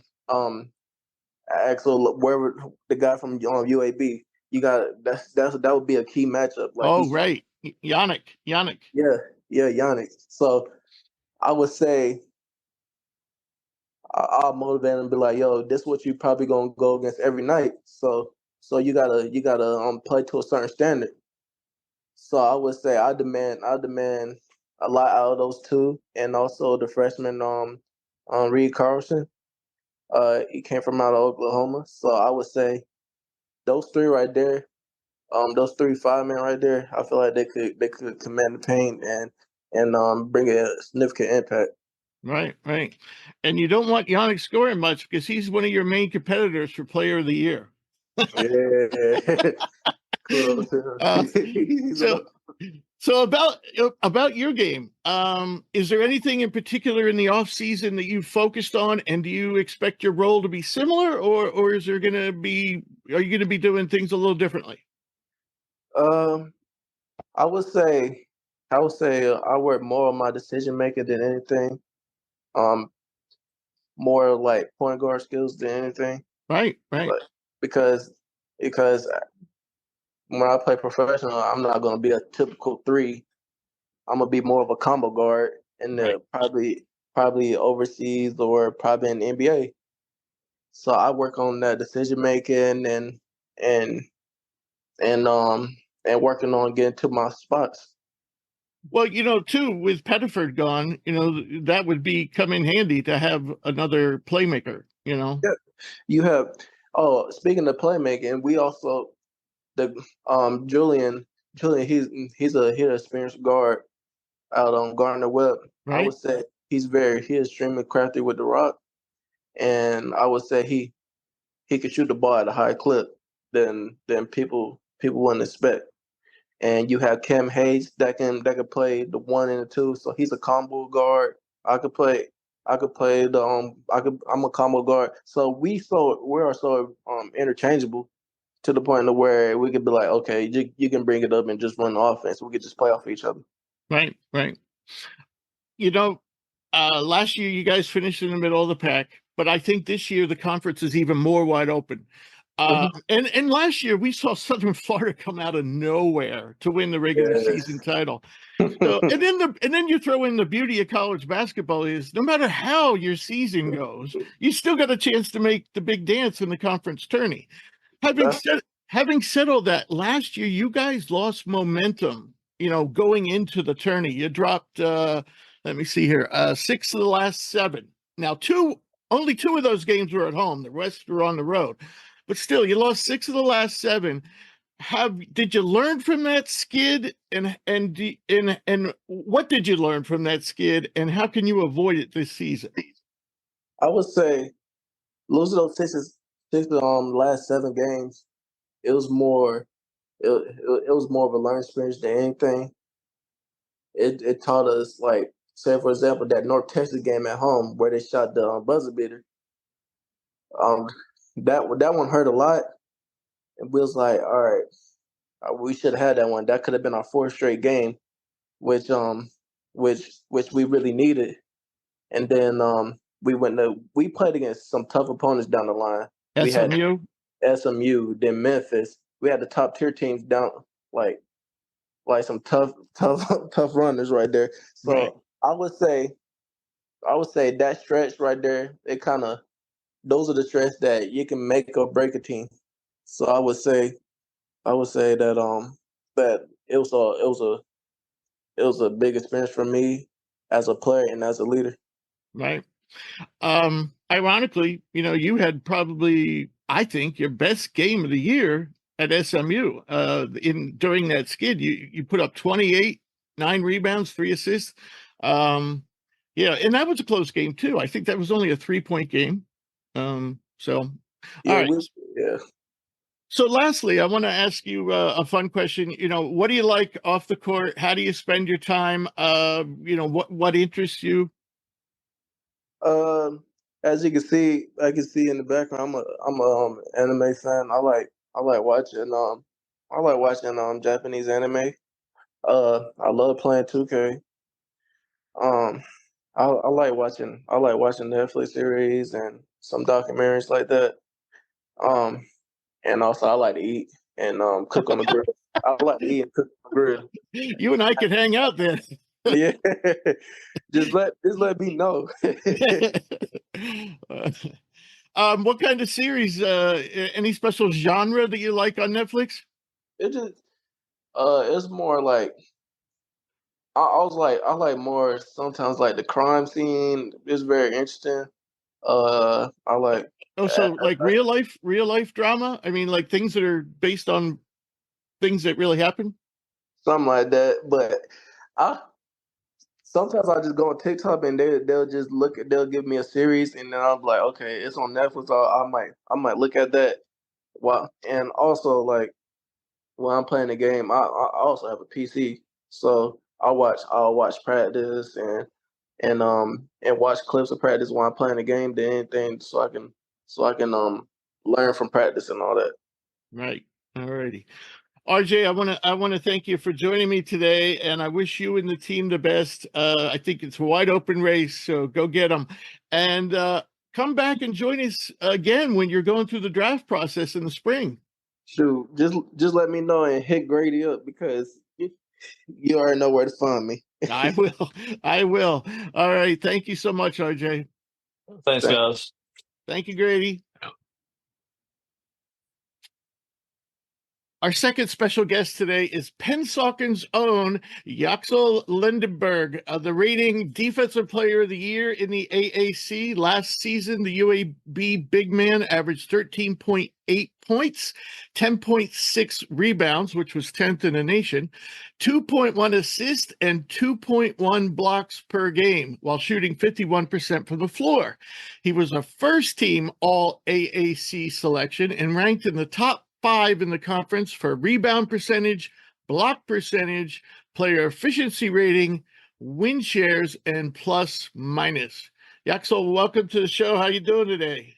Doing great. How about you? I'm good until I heard you were a Washington Commanders fan. You know what? Who's the kid from LSU, the quarterback? Jaden McDaniels. Right, Jaden McDaniels.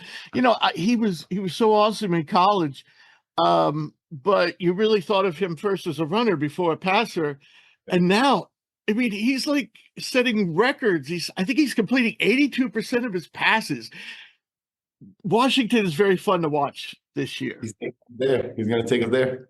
Yep, they're really fun. And all right, so let's get to basketball, the real sport. And before we start, I owe you an apology. So yesterday, I'm talking with ECU guard RJ Felton. You know RJ, right? And we were discussing the inexperienced big men on his team. And he made a comment how important it was going to be for those big men to match up with players like you. But he couldn't come up with your name. And he caught me off guard, and I blurted out Yannick. So can you forgive a feeble old man for messing up your name? Yeah, of course. It's all good. So if anyone calls you Yannick in the future, you know where it came from. All right. So Pennsauken is about an hour south of where I'm at. How does a Jersey boy play 3 years of JUCO ball in Arizona and then land at UAB? I mean, and I mean this in all sincerity, how did all the Philly schools and Rutgers let you escape? Well, I mean, in my high school career, those 11 games, my team wasn't really that good. We didn't really have no buzz around us. So, I mean, we finished off the season. I didn't have a single coach or anybody recruiting me.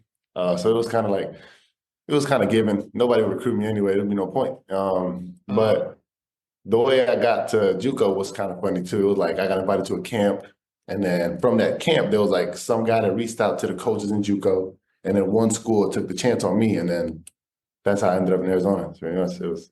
So basically, you didn't have a good high school team, and it really wasn't. They really weren't experienced with how to get you placed in colleges. Well, I mean, the coach had connections. It's just we didn't have enough film for me to go anywhere. I only played those 11 games. Oh, I didn't know this. I didn't. Tell me this. Tell me, how did that happen?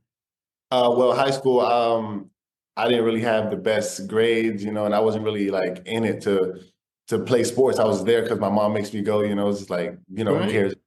So it was just going through the motions, going through a day like it's nothing. Then senior year, my mom had a talk with me, and she made me like try to turn my life around, I guess. We went to like an alternative type of school where I had to take like 8 courses in one semester just to be able to play for those 11 games. We tried to get a waiver from the school, and they didn't sign the waiver. So I missed the first half. Got to play the second half. We went on an 11-game win streak, and then made it to the playoffs. We lost first round to the number 1 team. We were the 8th seed. But after that, I thought basketball was over. I didn't really care that much. It was just like, I'm playing with my friends here to have fun. And then that's when, my mom made me go to a camp, ended up being one of the top performers there. And then they reached out to other people around me, Arizona, anywhere, and then got lucky with Arizona Western. I gotta talk to mom. Mom sounds pretty inspirational. Yeah, very persuasive. Yeah. So wow, I did not know this story. That's amazing. I just recently, about a month ago or so, interviewed Enrique Freeman from Akron. Mm-hmm. He was kind of like you. He was going to school, but he was just playing, pickup games. And he just, on a whim, somebody told him he should try out for the team, and he made the team as a walk-on. And then, 4 years later, he's MVP of the Mid-American Conference. Then he goes to all the combines. He went to Portsmouth, knocked it out. So then he got invited to the G League combine. He knocked it out there. Then he got invited to the NBA combine, knocked it out there, got drafted by the Pacers. So you don't have to be playing basketball since you were like 3 years old to to become great. So that's I think that's kind of a similar story. So all ACC first team, defensive player of the year, ACC tourney MVP. Did you expect to have such overwhelming success your first season at Alabama Birmingham? Absolutely not. When I first came in, I was just saying to myself, like, just don't suck, just do what you can, like just to maintain yourself here. Coach obviously had higher hopes for me. He used to always like try to encourage me to be better than like what I'm showing and stuff. So when I first started off playing and I was doing really bad, I was just thinking it was over. I was ready to quit. Like, yeah, I knew I didn't belong here and stuff like that. But yeah, I mean, the way the year turned out was really a blessing, to be honest. And I can't really put in words how I felt about it. All I could do was cry. So I mean, it's just happy it happened. Yeah. And now you head into this season, I believe, as one of the favorites to win Player of the Year in the conference. So you mentioned Coach Kennedy. I got to ask, because when he was only on TV briefly, but he cracked me up so many times. Just by being himself, I guess. So what's it like to be around Coach Kennedy? It's actually great. He's a hard coach. He says a lot of things, but he does make a lot of jokes in between to make you like feel mellow about him. His jokes are funny too, because it's like it makes no sense, but then once you like rehear it, it's like, okay, he's making sense. But I love playing for him because he's a player's coach. He did it at the highest levels, of course, too, and he understands everything we do. And, he lets us be free, too, which is great, obviously. Lets me put the ball on the floor and really helps me expand my game. So I'm really proud and happy that, he kept me on the team pretty much, yeah. He has this old Southern boy way about him. And now me being in the Northeast my whole life, I'm like you. I'm like, what the hell is he talking about? But it still sounds funny. Yeah, exactly how it was at first. Yeah, I didn't know if I was supposed to laugh or not, but then he would chuckle, so I was just laugh too. Like, yeah, that's what it was. I hear you. So let me see here. Let me scroll down where I kind of skipped over to just talk about Coach. All right, so you did all those things last year, and then to top things off, you and the Blazers, win the conference tourney, go on to the NCAA tournament, which I don't think many people saw coming. You play San Diego State, who was the runner-up the year before. You lose a very close game to them. You personally had to face off with Jaden Ledee, the 2024 Karl Malone Award winner for the best power forward in the country. Was that an eye-opening experience? What did you take away from March Madness? Yeah, that was one of the craziest experiences I ever had in my life, to be honest. Playing against him was insane, just seeing his skill level and like how far it is from the guys that I'm playing and who he is pretty much was just like, I got to take this more serious. I got to do things to better my game. And I have to, learn to play the game the right way so I can stay in the game, no foul trouble, So I haven't really been able to rewatch that game yet. It brings a lot of pain, but I've seen little clips and stuff, but yeah, I definitely do think that next year we'll be back there in that position and I will have a way better game than I did to try to help my team win. Right. Ledee last year had a spectacular year. And in fact, I was amazed he didn't make All-American. But obviously winning best power forward in the country shows that he should have been an All-American.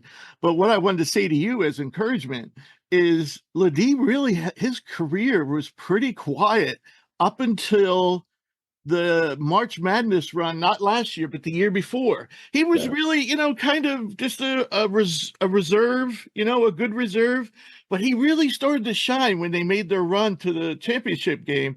And then this season, his fifth season, or last season was his fifth season, boom, he explodes. So everybody gets there in a different way, Yeah.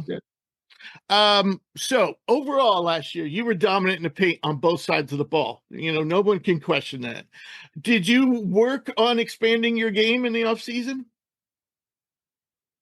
Yeah, this whole offseason has just been a lot of jumpers, making sure my form is right and putting the ball on the ground, just expanding my game so I can be a 3-level scorer and not just try to bully ball on my way through everything. So I set a goal for myself, hopefully, to make about 50 threes this year, or at least attempt 50 or more threes. So if I can complete that goal, then that's a pat on my back to me and Coach AJ for helping me out the whole summer and really getting me right. Right. Speaking of jumpers, last season you were excellent from the free throw line, 80%. No complaints there for sure. According to Instat, which is like Synergy, you made 33% of all your jumpers on 55 attempts, but most of them were for three. So what about mid-range game? And again, I hate to keep on bringing up Ladie, but that's where he made his bread and butter last year from the elbows. Are we gonna see some more mid-range jumpers this year? Yeah, I've been working on a lot of, bump fades, post fadeaways, and a lot of just one-dribble pull-ups, Mid-range really opens up the floor for me, especially if, guys that are a little slower than me to come up close to me, I get to drive by a little more. And, it'll really be harder for people to stop me if I can get all three masters. So I have been working on my mid-range a lot, yes. Good.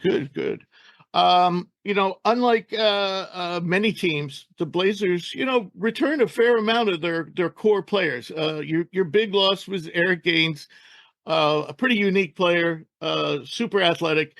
But you still have shooting guards, Butta Johnson and Alejandro Vasquez, and both of them, really can score, especially from the outside, and that's a nice compliment for you. I expect, now you could tell me if I'm wrong, I expect transfer Tyrone Moore to kind of take over for Eric. He's coming from Georgia Southern, different type of player, much better shooter. Again, this is my opinion, much better shooter than Eric, but not nearly as athletic. And then you have Greg Gordon coming in from Iona, and he's kind of an intriguing stat sheet stuffer. He does a little bit of everything. So in your opinion, how different stylistically is your team gonna be this year without Eric, with the new guys? How different is it gonna look? I feel like we'll be playing a much more fast-paced game. Tyron is especially going to spread out the floor for us, because teams last year were going under screens on Eric, and there's no way that teams will be able to do that this year. He's going to knock the three down, And then we have Brad, too. He's big presence down low. We had JD, but Brad is a little bit more athletic, a little bit more ball dominant, too. So if we utilize those two pretty well, then, Greg's going to fit in, too, because he's a fast place, get a rebound, create a his own way type of guy. And our defense, I feel like with the length and athleticism that we have, we should have a much better defensive team once we get our rotations right and our communication better. So in my opinion, I feel like we should get another ring this year and, make it back to the tournament. Right. How about your role? Do you expect to be used differently? Yeah, the coach has been saying that he wants me to be one of the highest efficiency rating guys, or I think that's what it's called. They have different ones. They have offensive efficiency, defensive efficiency, and they also have player efficiency. That's called PER, player efficiency rating. Yeah, I think it's just offensive efficiency, just having a ball in my hand, making a play, or just taking a shot. Right. Yeah, so just something like that is what. Well, you were in the top 10 in both categories last year. So how much better does he play? Yeah, I don't know. He's gonna grade. He might be talking about effective field goal percentage, which is kind of measures. It gives more weight to threes. Mm-hmm. So if you're really efficient on the inside and can shoot threes, you're going to have a really high effective field goal percentage. But basically, you think he's talking about being more efficient as a jump shooter, or just more efficient overall? More efficient overall, more like ball dominant, because I usually shy away from the ball to let the game come to me. Right. He wants to go attack the game pretty much. So it's going to be a different kind of adjustment, but right. I think I handle it. Right. So some players, kind of let the game come to them.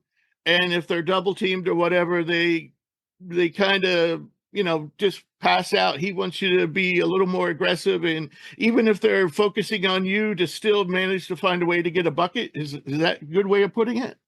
That is a good way to put it, yeah. But he trusts the ball in my hand, so I feel like he thinks I can make the right play in that predicament. So yeah, I mean, I will see how it goes and see if we can keep playing like that. If not, then I have to, have my complaints and let him know what it is. So. Right. Sounds good. So as always, Memphis is rebooting. and collecting a ton of talent. Now, it hasn't worked out for them. I mean, it really hasn't. It hasn't worked out for them for like 5-6 years. They have all this talent and it never works out. But again, they're going to be probably picked to win the conference. I'm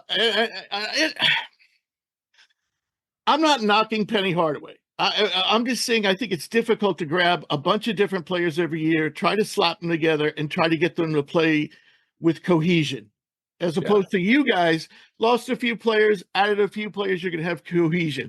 So I guess my question is, when you look at Memphis and you're going to see them probably picked to win the conference by every website out there, what encourages you that you think that you can get by them? Other than the fact that you did it last year, but different teams, Yeah. Yeah, I mean, in my opinion, I feel like it's harder to get a whole bunch of ball-dominant players and the best players on each team to like merge and like take a smaller role. I feel like we already have our role set here and we have our chemistry here. So I mean, them getting picked to win the league, I feel like it's a given. They have more hype than us. We're not really as nationally bound as everybody else, but we just want to play the game the right way, do what we can to win, and play team ball. Right. Good answer. I like that answer. All right, so I'm going to ask you 2 fun questions, and then I'll let you go. Give me a classic Coach Kennedy thing, like something he does all the time that cracks you up consistently. Okay. One thing is when we're in practice, the trainer plays a whole bunch of rap music and stuff, and then one day randomly, you're just gonna hear Bob Marley. He's gonna come in with a yellow Bob Marley shirt. It's a one song that he always sings. It's like "Lively Up Yourself." He'll walk around singing "Lively Up Yourself," and it's like what am I looking at right now? It's like something funny. And then another thing is when he'll like use our slang, like let's see, like say somebody shoots a bad jump shot, he'll be like, "That's not gonna work, gang," and it's like hearing him say that is funny, So it's like yeah, of course. So lastly, I'm going to ask you, what do you? I mean, you seem like a really fun-loving, easygoing guy, easy to talk to, obviously. What do you like off the court? What are some of your interests? Some of your hobbies outside of basketball? Well, in high school, I was big into like acting, like wanting to be in plays and stuff like that. Yeah. I mean, that's one thing. Hobbies, I mean, I play video games all day pretty much, just that normal thing. But I like singing, I like dancing. That's cool things to do too. And it's I don't know, being like a pet watcher, I guess I can watch pets. Oh yeah. Mookie, come here. Mookie, come say hi to Yaxel. Come on. See Mook? Mook. Mookie's always here for my interviews. So we're never alone. Getting back, what's your major if you like the arts so much? See, in JUCO, it was, acting like art stuff, but then I had to switch it out because it was a little bit different kind of. But right now, my major is sociology. Okay. With NIL, you should take some courses at UAB so you could. I mean, you already have a really good presence, and I mean that. I'm not just BSing you. Behind the camera, which you are now, you could really get some maybe some nice commercials. Or do you already have some? I don't know. I would like to do a commercial. That would be cool. A different experience. So yeah. All right. Well, this will be it for you, right? NBA's next. Hopefully, yes, sir. Right. So I want to thank you for joining me today. It was really fun talking to you. I wish you and the team the best this season, and please come back and visit us in the spring when you're going through that draft process. Just love to hear from you, in between combines or whatever, just to see how you're doing and keep up with your progress. It'd be fun. Of course. Thank you for having me. Yes, pleasure. All right, folks, that wraps up another show. As always, I want to thank our listeners. I want to thank our special guests, RJ Felton and Yaxel Lendeborg, a.k.a. Yannick, for joining us today. If you ever miss an episode and you're caught up at hoopsprospects.com, we'll be back next week to continue our college previews. Up next, actually, it won't even be next week. It's going to be soon. But up next will be the ACC, the Atlantic Coast Conference, and we'll have more special guests. So we'll see you soon.